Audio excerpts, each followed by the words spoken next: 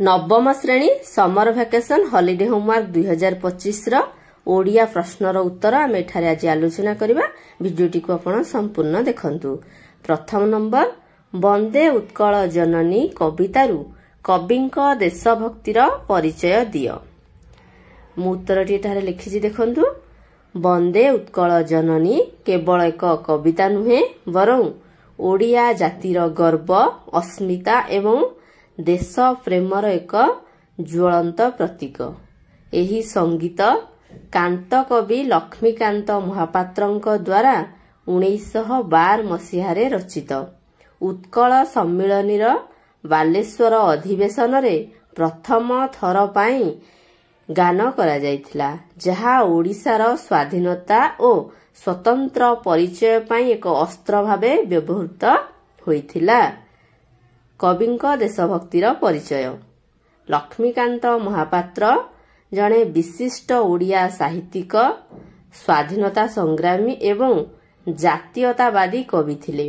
वंदे उत्कल जननी संगीत मध्यरे तांकर देशभक्तिर गभीर भावना प्रतिफलित होइछि, जहा ओडिशार प्राकृतिक सौंदर्य, सांस्कृतिक ऐतिह्य, ऐतिहासिक गाथा एवं जनजीवनर महानता को वर्णना करे। एही संगीतरे कविंक ओडिशा प्रति असीम प्रेम एवं तार माटी मनीष और समृद्ध सभ्यता प्रति गभीर श्रद्धा प्रकाश पाइछि।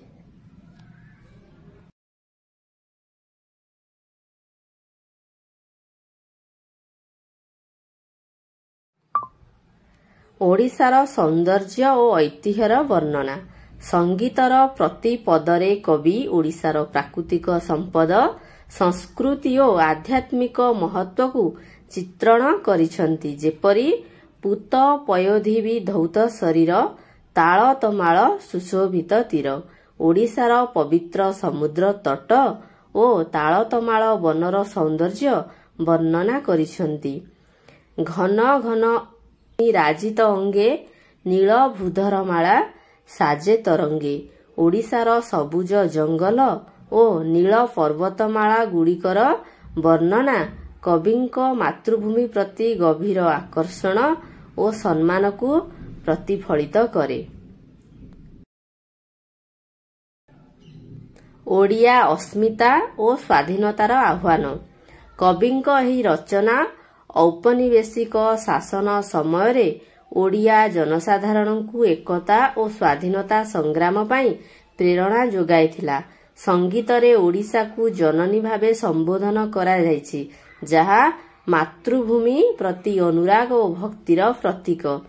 एही संगीत ओडिया माननकु निजर भाषा, संस्कृति और परिचय पाई गर्व करिबाकू उत्साहित करिथिला।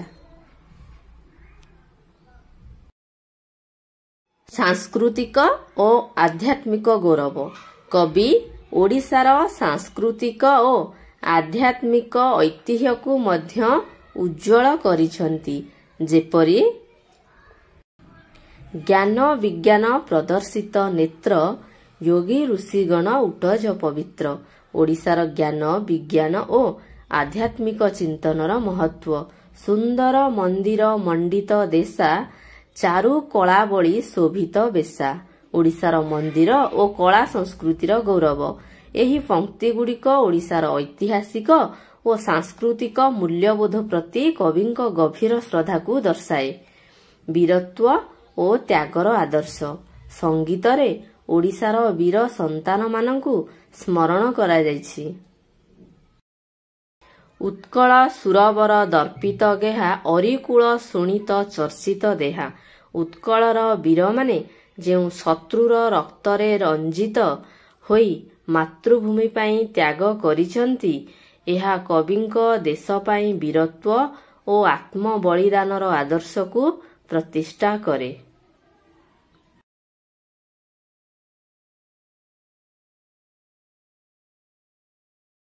जातीयतावादी प्रेरणा।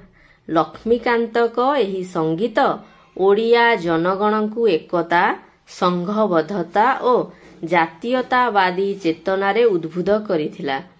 ଏହାର ପ୍ରଭାବ ଏତେ ଗଭୀର ଥିଲା ଯେ ତତ୍କାଳୀନ ଯୁବନେତା ହରେକୃଷ୍ଣ ମହତାବ ଏହାକୁ ନିଜର ପ୍ରେରଣାର ଉତ୍ସ ବୋଲି ସ୍ୱୀକାର କରିଥିଲେ।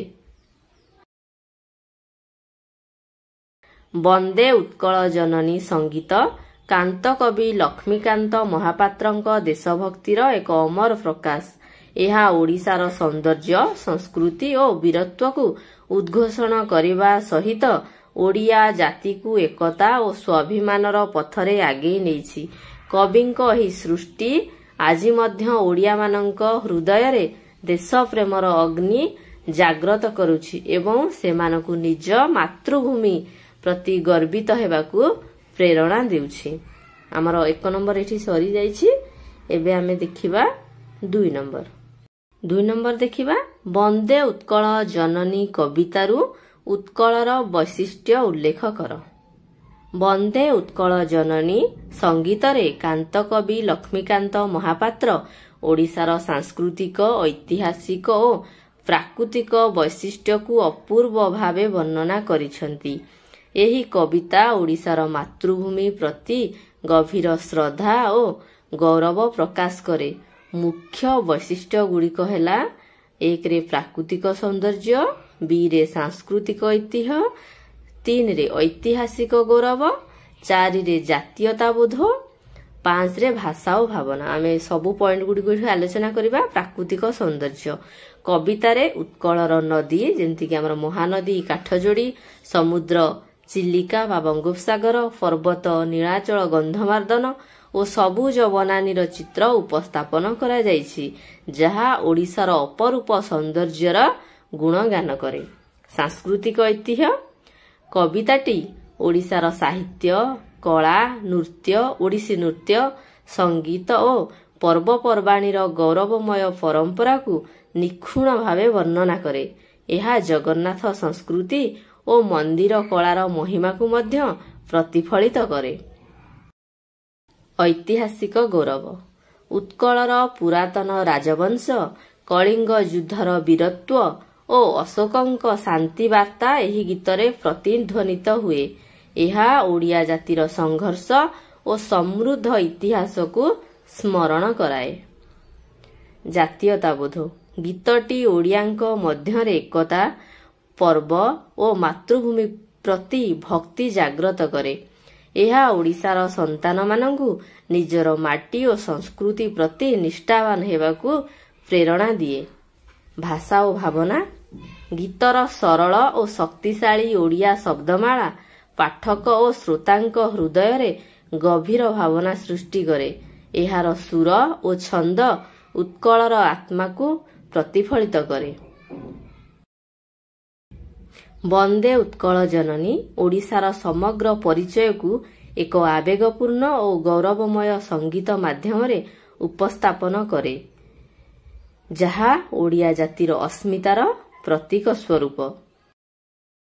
ତାପରେ ଦେଖିବା 3 ନମ୍ବର ସ୍ୱତନ୍ତ୍ର ଉତ୍କଳ ପ୍ରଦେଶ ଗଠନ ଥିଲା ଓଡ଼ିଆ ଅସ୍ମିତାର ଏକ ପରିଚୟ। ଏହି ପ୍ରସଙ୍ଗକୁ ବର୍ଣ୍ଣନା କରି ସାଙ୍ଗ ନିକଟକୁ ପତ୍ର ଲେଖ। ପ୍ରିୟ ରୀମା, ଉପରେ ଆପଣଙ୍କର ଗାଁ ନାଁ ଲେଖିଦେବେ ଏବଂ ଡେଟ୍ ଲେଖିଦେବେ। ଯେଉଁ ଜାଗା ଆପଣ ସେଇଟା ଲେଖିବେ। ପ୍ରିୟ ଲେଖିକି ଆପଣଙ୍କ ସାଙ୍ଗର ନାଁ ଲେଖିବେ। ମୁଁ ଏଠି ରୀମା ଲେଖିଛି। ମୋର ସ୍ନେହ ନେବ। ମଉସା ମାଉସୀଙ୍କୁ ମୋର ପ୍ରଣାମ ଜଣାଇଦେବ। ଗତକାଲି ତୁମ ଚିଠି ପାଇ ବହୁତ ଖୁସି ହେଲି। ମୁଁ ଆଜି ତୁମକୁ ଉତ୍କଳ ପ୍ରଦେଶ ଗଠନ ଓ ଏହା ଓଡ଼ିଆ ଅସ୍ମିତାର ପରିଚୟ ସହ ଜଡ଼ିତ କିଛି କଥା ଲେଖୁଛି। 1936 ମସିହା ଏପ୍ରିଲ 1 ତାରିଖରେ ଉତ୍କଳ ପ୍ରଦେଶ ଏକ ସ୍ୱତନ୍ତ୍ର ପ୍ରଦେଶ ଭାବେ ଗଠନ ହୋଇଥିଲା, ଯାହା ଓଡ଼ିଆ ଭାଷା, ସଂସ୍କୃତି ଓ ଐତିହ୍ୟକୁ ସଂରକ୍ଷଣ କରିବା ପାଇଁ ଏକ ଐତିହାସିକ ମାଇଲଖୁଣ୍ଟ ଥିଲା। ଏହା ପୂର୍ବରୁ ଓଡ଼ିଆ ଭାଷାଭାଷୀ ଅଞ୍ଚଳଗୁଡ଼ିକ ବିଭିନ୍ନ ପ୍ରଦେଶ ଅଧୀନରେ ଥିଲା, ଯାହା ଓଡ଼ିଆ ଅସ୍ମିତାକୁ ଦୁର୍ବଳ କରୁଥିଲା। ଉତ୍କଳ ଗୌରବ ମଧୁସୂଦନ ଦାସ, ଫକୀରମୋହନ ସେନାପତି, ଗୋପବନ୍ଧୁ ଦାସ ଆଦି ମହାନ ନେତାଙ୍କ ଅକ୍ଳାନ୍ତ ପରିଶ୍ରମ ଓ ଉତ୍କଳ ସମ୍ମିଳନୀର ପ୍ରୟାସରେ ଏହି ସ୍ୱପ୍ନ ସାକାର ହୋଇଥିଲା। ସ୍ୱତନ୍ତ୍ର ଉତ୍କଳ ପ୍ରଦେଶ ଗଠନ ଓଡ଼ିଆ ଅସ୍ମିତାର ଏକ ଜାଗରଣ ଥିଲା। ଏହା ଓଡ଼ିଆ ଭାଷାର ସାହିତ୍ୟ, କଳା, ସଂସ୍କୃତି ଓ ପରମ୍ପରାକୁ ଏକ ନୂଆ ମାନ୍ୟତା ଦେଇଥିଲା। ଆଜି ଓଡ଼ିଶା ଏହାର ସମୃଦ୍ଧ ଜଗନ୍ନାଥ ସଂସ୍କୃତି, ନୃତ୍ୟ ଓ ଶିଳ୍ପ କଳା ପାଇଁ ବିଶ୍ୱବ୍ୟାପୀ ପରିଚିତ। ଏହି ଗଠନ ଆମକୁ ଆମର ମୂଳ ସହ ଜଡ଼ିତ ରହିବାକୁ ଶିଖାଇଛି। ତୁମେ ମଧ୍ୟ ଏହି ଗୌରବମୟ ଇତିହାସ ବିଷୟରେ ଆଲୋଚନା କରି ଓଡ଼ିଆ ଅସ୍ମିତାକୁ ପ୍ରୋତ୍ସାହନ ଦିଅ। ଏହି ବିଷୟରେ ତୁମର ମତାମତ ମୋ ନିକଟକୁ ବର୍ଣ୍ଣନା କରି ଲେଖିବୁ। ଇତି ତୁମର ପ୍ରିୟ ସାଥୀ ମିକୁ। ପ୍ରେରକ ଆପଣଙ୍କର ସବୁ ନାଁ, ପିତାଙ୍କ ନାଁ, ଗାଁ, ଜିଲ୍ଲା ଏଗୁଡ଼ା ସବୁ ଆପଣଙ୍କ ଅନୁସାରେ ଆପଣ ଲେଖିନେବେ। ମୁଁ ଏଇଟା ଲେଖିନି। ତାପରେ ଦେଖିବା 4 ନମ୍ବର ରଚନା ଲେଖିବ ଗ୍ରୀଷ୍ମ ଋତୁ। ତାର ହେଡିଂ ମାନେ ପଏଣ୍ଟ ଗୁଡ଼ିକ ଦେଇଦେଇଛି। ସେ ଉପକ୍ରମ, ସମୟ ନିରୂପଣ, ପ୍ରକୃତି, ପର୍ବପର୍ବାଣୀ, ଜନଜୀବନ ଉପରେ ପ୍ରଭାବ, ଜନସଚେତନତା, ଉପସଂହାର ଲେଖିବେ। ଉପକ୍ରମ ଗ୍ରୀଷ୍ମେ ବୈଶାଖ ଜ୍ୟେଷ୍ଠ ମାସ ପ୍ରଚଣ୍ଡ ରୌଦ୍ର ପରକାଶ। ବୈଶାଖ ଓ ଜ୍ୟେଷ୍ଠ ମାସ ହେଉଛି ଗ୍ରୀଷ୍ମ ଋତୁର ସମୟ। ଏହି ସମୟରେ ଭୀଷଣ ଖରା ହୁଏ। ଏହି ସମୟରେ ଭୟଙ୍କର ଗରମ ହେଉଥିବାରୁ ଏହି ଋତୁକୁ ଗ୍ରୀଷ୍ମ ଋତୁ କୁହାଯାଏ। ଋତୁ ତାଲିକାରେ ଗ୍ରୀଷ୍ମ ଋତୁର ସ୍ଥାନ ସର୍ବପ୍ରଥମ। ତାର ପ୍ରକୃତି ଦେଖିବା। ଏହି ଋତୁରେ ସୂର୍ଯ୍ୟଙ୍କର ପ୍ରଖର ତାପ ପୃଥିବୀକୁ ଉତ୍ତପ୍ତ କରି ରଖିଥାଏ, ଯାହାଦ୍ୱାରା ଗଛର ପତ୍ରଗୁଡ଼ିକ ଶୁଖିଯାଏ ଏବଂ ଅନେକ ଜଳାଶୟ ଯଥା ନଈ, ନାଳ, କୂଅ ଓ ପୋଖରୀମାନ ଶୁଷ୍କ ହୋଇଯାଏ। ଖରା ବେଳ ଯାକ ଗରମ ପବନ ବହୁଥାଏ। ବାଟୋଇମାନେ ଶେଷରେ ଅଧୀର ହୁଅନ୍ତି। ମନୁଷ୍ୟ, ପଶୁପକ୍ଷୀ, କୀଟପତଙ୍ଗ ସମସ୍ତେ ଶୋଷରେ କାତର ହୋଇପଡ଼ନ୍ତି। ଏହି ଋତୁରେ ଜଙ୍ଗଲରେ ନିଆଁ ଲାଗି ବହୁତ ମୂଲ୍ୟବାନ ଗଛ ପୋଡ଼ିଯାଏ। ସନ୍ଧ୍ୟାବେଳେ ଏହି ଋତୁରେ ଶୀତଳ ପବନ ବହେ। ଏହି ଋତୁରେ ଆମ୍ବ, ପଣସ ପ୍ରଭୃତି ଫଳ ପାଚେ। ସନ୍ଧ୍ୟାବେଳେ ମଲ୍ଲି ଓ ହେନା ଫୁଲ ଫୁଟି ଚାରିଆଡ଼କୁ ବାସ ଛୁଟାଇ ଦିଏ। ପର୍ବପର୍ବାଣୀ ଏହି ଋତୁରେ ପଣା ସଂକ୍ରାନ୍ତି, ଅକ୍ଷୟ ତୃତୀୟା, ସାବିତ୍ରୀ ବ୍ରତ, ଚନ୍ଦନ ଯାତ୍ରା ଓ ରଜ ଆଦି ପ୍ରଧାନ ହିନ୍ଦୁ ପର୍ବ ପାଳନ ହୁଏ। ଜନଜୀବନ ଉପରେ ପ୍ରଭାବ ଏହି ଋତୁରେ ଭୀଷଣ ଖରା ଓ ଗରମ ଯୋଗୁଁ ଲୋକମାନେ ବଡ଼ କଷ୍ଟ ପାଆନ୍ତି। ଅନ୍ୟାନ୍ୟ ପ୍ରାଣୀମାନେ ମଧ୍ୟ ସେହିପରି କଷ୍ଟ ଭୋଗ କରନ୍ତି। ସବୁଆଡ଼େ ଜଳ ଅଭାବ ଘଟେ। ଘାସ ମରିଯିବା କାରଣରୁ ତୃଣଭୋଜୀ ପ୍ରାଣୀମାନେ ବେଶୀ କଷ୍ଟ ଭୋଗନ୍ତି। ଏହି ଋତୁରେ ସାମାନ୍ୟ କାରଣରୁ ନିଆଁ ଲାଗି ଧନଜୀବନ କ୍ଷତି ଘଟେ। ଏହି ଋତୁରେ ବସନ୍ତ ରୋଗ ଦେଖାଯାଏ। ଖରାଦିନେ ମଝିରେ ମଝିରେ କୁଆପଥର ସହିତ ବର୍ଷା ହୋଇଥାଏ। ଜନସଚେତନତା ଏହି ଋତୁରେ ସୂର୍ଯ୍ୟଙ୍କର ପ୍ରଚଣ୍ଡ ରୌଦ୍ର ତାପରେ ପୃଥିବୀ ପୃଷ୍ଠ ଉତ୍ତପ୍ତ ରହିଥାଏ। ଏହି କାରଣରୁ ଲୋକମାନେ ଅଂଶୁଘାତର ଶିକାର ହୋଇଥାନ୍ତି। ଅଂଶୁଘାତରୁ ରକ୍ଷା ପାଇବା ପାଇଁ ଆମକୁ ପ୍ରଚୁର ପରିମାଣର ପାଣି ପିଇବା ଆବଶ୍ୟକ। ବାହାରକୁ ଯିବା ସମୟରେ ଛତା, ଜୋତା, ଚଷମା ପିନ୍ଧି ଯିବା ଉଚିତ। ଖରା ଦାଉରୁ ନିଜକୁ ରକ୍ଷା କରିବା ପାଇଁ ଲୋକମାନେ ଫ୍ୟାନ୍, କୁଲର, ଏସି ଆଦିର ବ୍ୟବହାର କରିଥାନ୍ତି ଏବଂ ଏହି ଦିନରେ ବେଶୀ ପରିମାଣର ତରଭୁଜ, କାକୁଡ଼ି, ଲସି, ସର୍ବତ ଆଦି ପିଇବା ଆବଶ୍ୟକ। ଉପସଂହାର ଗ୍ରୀଷ୍ମ ଋତୁ ଆମକୁ ପ୍ରକୃତିର ଏକ ଭିନ୍ନ ରୂପ ଦେଖାଇଥାଏ। ଏହା ଆମକୁ ସହନଶୀଳତା ଓ ଧୈର୍ଯ୍ୟ ଶିଖାଇବା ସହ ପ୍ରକୃତିର ସନ୍ତୁଳନରେ ଏହାର ଗୁରୁତ୍ୱ ବୁଝାଇଥାଏ। ତେଣୁ ଗ୍ରୀଷ୍ମ ଋତୁ କେବଳ ଉତ୍ତାପର ଋତୁ ନୁହେଁ, ଏହା ଆନନ୍ଦ, ସମୃଦ୍ଧି ଓ ସୌନ୍ଦର୍ଯ୍ୟର ଏକ ଋତୁ। ସଂସାରରେ କୌଣସି କଥା ସମ୍ପୂର୍ଣ୍ଣ ଭଲ ନୁହେଁ କି ସମ୍ପୂର୍ଣ୍ଣ ମନ୍ଦ ନୁହେଁ। ଗ୍ରୀଷ୍ମ ଋତୁରେ ଆମ୍ଭମାନଙ୍କର କେତେକ ଅସୁବିଧା ଘଟିଲେ ମଧ୍ୟ ବହୁତ ସୁବିଧା ଘଟିଥାଏ। ତେଣୁ ଅନ୍ୟାନ୍ୟ ଋତୁ ପରି ଗ୍ରୀଷ୍ମ ଋତୁକୁ ମଧ୍ୟ ଆମ୍ଭେମାନେ ସ୍ୱାଗତ କରୁ। ତାପରେ ଦେଖିବା 5 ନମ୍ବର ବ୍ୟାକରଣ ବହିର ଶବ୍ଦ ଗଠନ ପାଠର ସମସ୍ତ ପ୍ରଶ୍ନର ଉତ୍ତର ପ୍ରସ୍ତୁତ କର। ଆପଣଙ୍କର ଯେଉଁ ବ୍ୟାକରଣ ବହି ଅଛି ସେଠି ଯେଉଁ ପ୍ରଥମ ବିଷୟ ଅଛି ଶବ୍ଦ ଗଠନ, ତାର ସବୁ ପ୍ରଶ୍ନର ଉତ୍ତର ସେ କହିଛି। ମୁଁ ଏଠି ଉତ୍ତର ଗୁଡ଼ିକ ଲେଖିଦେଇଛି, ଆପଣ ଆକୁ ଦେଖି ଦେଖି ଲେଖିନିଅନ୍ତୁ। 1 ନମ୍ବର ପ୍ରଶ୍ନ ମୁଁ ଆଉ ଏଠି ଲେଖିନି, କେବଳ ଉତ୍ତର ଲେଖିଛି। ଯେହେତୁ ପ୍ରଶ୍ନ ଆପଣଙ୍କ ବହିରେ ଅଛି ମୁଁ ଆଉ ଏଠି ଲେଖିନି, ଆପଣ ସେଇ ଅନୁସାରେ ଏଗୁଡ଼ିକ ଦେଖି ଦେଖି ଲେଖିନିଅନ୍ତୁ। केवल उत्तर गुड़िक अच्छी देखंतु 5 नंबर रे अच्छी आरिसा एंडुरी अकल शब्दटी जाबनिक भाषारू आसीछि। 7 नंबर रे उत्तर हेउछि table bench pencil doctor hospital. 8 number हेउछि किशोर किशोरी बधू बर बगुली बग पिता माता स्वामी स्त्री।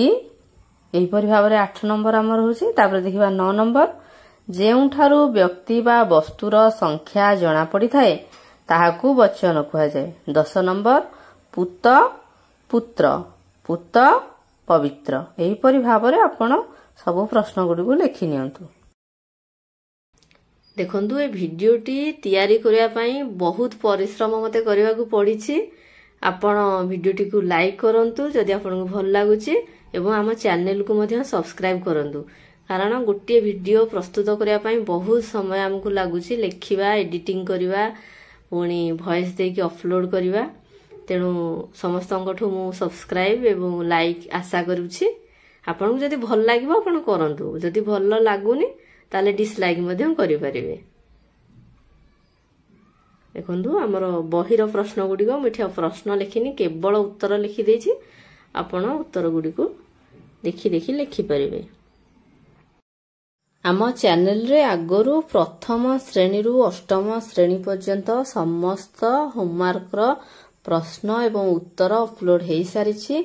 जदि आपणकर किए भाई भौणी अछंती बा किए जदि आपणकर बंधु बांधव अछंती तांकु कुहंतु आम चैनल को से मध्य देखिबे एवं से मध्य उपकृत हेबे।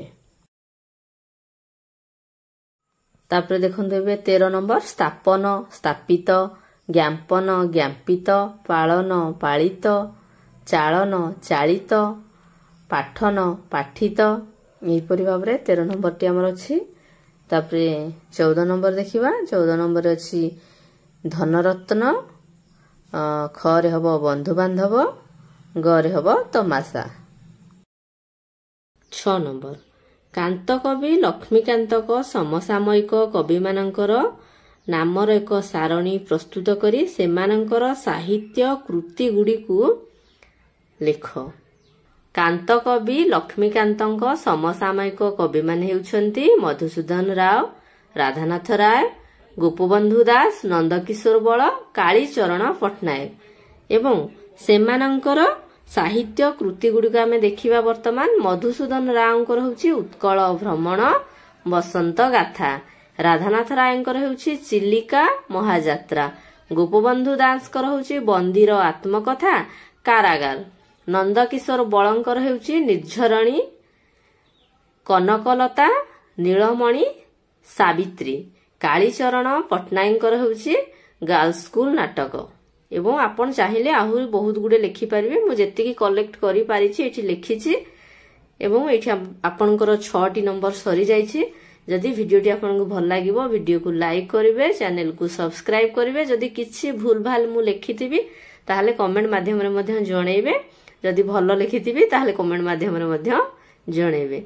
आपनको बहुत बहुत धन्यवाद वीडियोटी शेष पर्यंत देखिथिबारु।